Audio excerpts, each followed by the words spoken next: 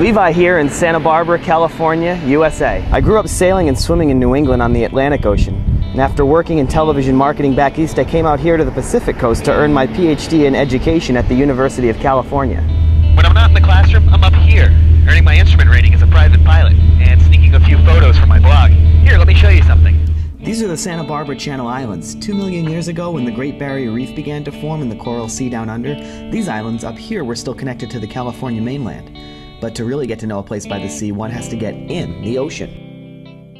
If we were on Hamilton Island, the water would be quite a bit warmer, and instead of just 4 islands off the coast, there would be almost 300 coral islands teeming with a diverse population of fish, reptiles, and sea mammals.